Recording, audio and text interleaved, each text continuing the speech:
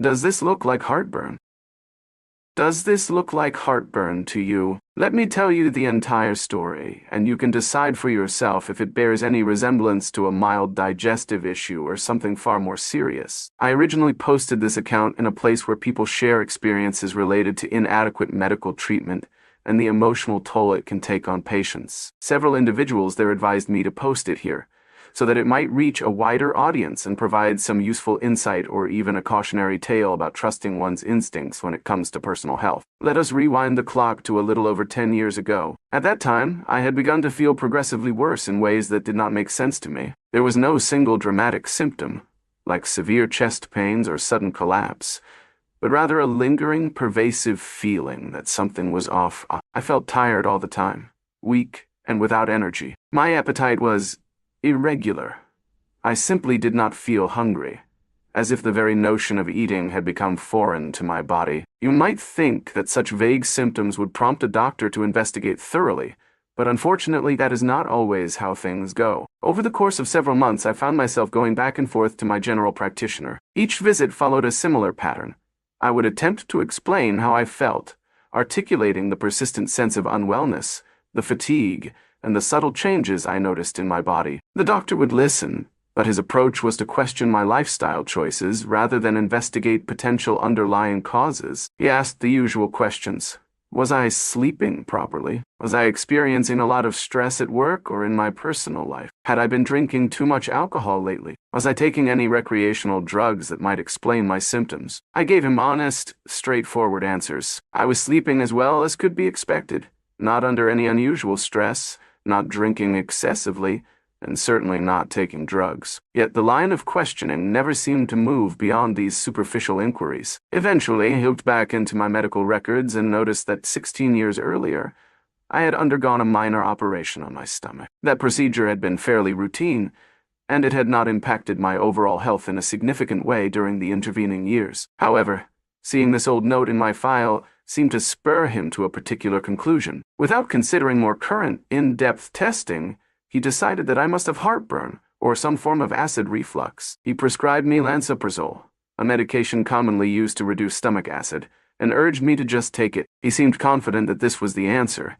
even though I had not reported any classic heartburn symptoms such as burning chest pain, acid taste in my mouth, or indigestion. This diagnosis felt forced, almost as though he simply wanted to categorize me into a neat little box rather than deal with a more complicated reality. I tried to protest. I told him I was certain something else was wrong. I did not feel that unpleasant burning sensation associated with acid reflux. I did not have the kind of stomach upset or discomfort that would point to heartburn. Yet he remained steadfast, refusing to be swayed. He brushed off my concerns and told me to give the medication time to work. He suggested that I try the medication for an extended period, 6 months in fact, and see if I felt any improvement by then. 6 months is a long time when you already feel ill and are worried about a potentially serious condition. 6 months is an eternity when every day you struggle with fatigue, lack of appetite, and an indescribable sense of looming ill health. As time went on, I grew increasingly concerned that my symptoms were worsening. It was not just a vague sense of being unwell anymore. I began to suspect something more severe. One of the fears that took hold of my mind was ovarian cancer. I had no firm evidence,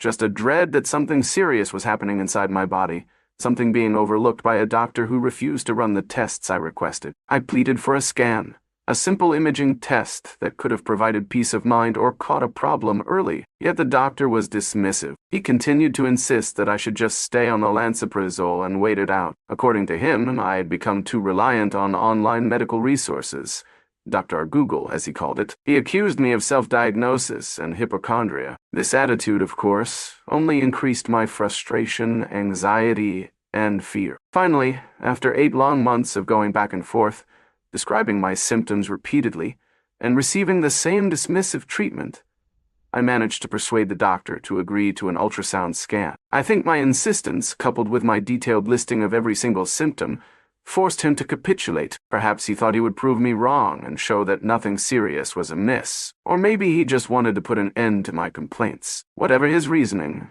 I left that appointment with a promise that I would get an ultrasound. He agreed, but not without showing clear reluctance. He made notes, and as I later found out, he marked my case as low priority. Very low priority, in fact. When I called the hospital to check on the expected timeline for my ultrasound appointment, I was told it should have been scheduled in about 2 weeks. However, I discovered that my file had been marked as the least urgent category. It seemed like I had been pushed to the bottom of the queue. The unfairness of this system, of this particular doctor's influence over my care, weighed heavily on me. I felt powerless, frustrated, and frightened. I started to cry on the phone, overwhelmed by the sense that I was battling not just an unseen illness, but also a dismissive medical professional who held the keys to my timely diagnosis. Fortunately, the person on the other end of the phone line, a receptionist with a kind heart, took pity on me. She managed to schedule me in for a Friday morning appointment. I will never forget her compassion at that moment. Sometimes it is the people working behind the scenes who show the greatest empathy. When the day of the scan arrived, I was anxious, but also strangely relieved that at least I would get some form of testing done us. I remember lying there, feeling the cold gel on my skin,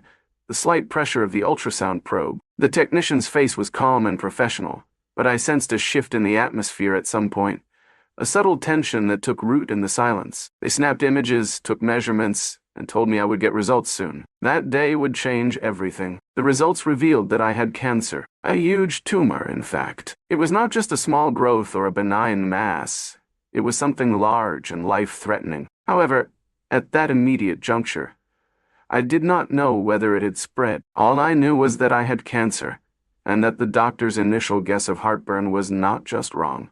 It was catastrophically and negligently off the mark. To cope with the fear and uncertainty, I tried to remain as positive as possible. I told myself to have hope, to consider that maybe the tumor had not metastasized. Maybe surgery could remove it, and maybe I could live. Yet physically, I was in a terrible state. I had no strength left. I was perpetually exhausted, feeling like I could sleep for days on end. Eating was almost impossible. I simply could not muster an appetite. It felt as though my own body was working against me, which, in some ways, it was. Shortly after the diagnosis, I ran into a friend and her sister. Let me tell you about that encounter because it illustrates how people, even those who think they mean well, can sometimes show shocking insensitivity in the face of serious illness. My friend was genuinely concerned, hugging me and asking if there was anything I needed. Her sister, on the other hand, seemed more fixated on my appearance. She noticed I had lost a significant amount of weight and immediately started demanding to know what diet I had used to achieve this. At first, I tried to brush it off. I told her I had not been on any diet, that I just had not been well. You would think that would make her drop it, but no. She became insistent, almost aggressive, demanding that I share this so-called secret diet with her. She accused me of withholding information so I could claim all the glory for my weight loss. Her fixation was disturbing, to say the least. My friend tried to get her sister to back off, telling her to be quiet and show some empathy, but the sister continued, working herself up into an almost hysterical state. Finally, I had enough. If she wanted to know what the diet was, I would tell her. Do you really want to know what the diet is? I asked. The tears she had been producing suddenly stopped. She looked at me expectantly, waiting for a name of some miracle weight loss regimen. That was when I told her it was cancer. It is cancer, I said, plain and simple. She looked confused, as if trying to figure out whether I was talking about the star sign. She asked if the diet was named after the zodiac sign Cancer. I looked her in the eyes and explained, "No, I have kidney cancer, and I am waiting to find out if it has spread before they operate." It took a moment, but the reality finally clicked for her. My friend's sister's entire demeanor shifted from aggressive entitlement to shocked remorse. She tried to apologize, saying something along the lines of, "But you look so good, I just wanted to look like you." I responded by pointing out the obvious. "You do know I could die, right?" That made the seriousness of the situation sink in. She ran off crying, finally understanding that this was not a fashion statement or a trivial matter. My friend, who was mortified by her sister's behavior, hugged me tight and offered her help once again. We ended up going out for lunch, even though I could hardly manage to eat even a child's portion of food. The whole event was surreal, an illustration of how oblivious and insensitive people can be, especially when faced with someone else's tragedy. In the weeks and months that followed, I underwent surgery. This operation took place just over 10 years ago. I faced multiple challenges, including sepsis after the procedure. The recovery was long and painful. Parts of my insides were removed, I lost some organs and sections that left me with ongoing health issues. Even now, over a decade later, I have good days and bad days. There are times when I feel stronger, when the pain is manageable and I can enjoy life. There are other times when the pain flares up, and I am reminded that my body will never be the same. Yet, through it all, I survive. I am still cancer-free, and that is something to be deeply grateful for. My husband still has a wife, and our son still has his mother. That alone is worth more than any comfort I once took for granted. You might think the story ends there, but there was one final act of defiance and justice that I could not resist. After recovering from the ordeal, I took the ultrasound image, the one that showed the huge tumor, and had it enlarged to poster size. I wrote across it, in thick red marker, "Does this look like heartburn to you?" This message was a direct challenge to the doctor who had dismissed my concerns, who had accused me of looking at Dr. Google for too long, who had forced me to wait 8 months and practically beg for a scan that revealed something truly life-threatening. Armed with this poster, I returned to the practice. I used a strong adhesive, grip fill, to attach the poster firmly to his office door. I had already completed the necessary paperwork to transfer to another medical practice, one where I hoped to find more attentive care and respect. I did not expect this gesture to change the past or make up for the months of fear and suffering, but I wanted to leave a mark, a reminder that his negligence and arrogance nearly cost me my life. I learned later that it took them weeks to remove the poster. They tried lighter fluid, razor blades, and all manner of chemicals and tools to scrape it off. The stubborn remains lingered, a lingering testament to medical malpractice and the importance of listening to patients. The doctor, apparently humiliated and shaken by the incident, refused to use that room again. I half expected a letter threatening legal action or accusing me of criminal damage, but such a letter never arrived. Perhaps they realized that pursuing me legally would only draw attention to the incident, and they preferred to let it quietly fade away. It is odd to reflect on the entire saga now. There are so many layers to it. The fundamental lesson is to trust one's instincts. If you feel that something is wrong, do not let a dismissive medical professional silence you. Keep pushing for tests, seeking second opinions, and looking for someone who will take your concerns seriously. Another lesson is that there are people who will never understand the gravity of a serious illness. People who will reduce something so tragic to body image or weight loss. Such encounters remind us that empathy is not universal. I am grateful for my survival, for my family, and for the kindness of those who eventually helped me. I am grateful for that receptionist who fast-tracked my ultrasound appointment when I was in tears. I am grateful for the surgeons and medical staff who handled my operation and helped me through sepsis. I am grateful for my husband and my child, for my friends who offered comfort and understanding, and even for the adversarial figures who taught me how not to treat others. Life after cancer is never the same as before. Every ache and pain can trigger worry. Every routine checkup is fraught with anxiety. Yet life continues, and there is a certain strength that comes from having faced such adversity. I live each day knowing that I had a close brush with death, and that medical incompetence, or at least severe oversight, might have accelerated that danger. I survived in spite of this, and in surviving, I found a voice. For anyone reading this, I hope you never have to experience something similar. If you do, remember that you are your own advocate. Doctors are human.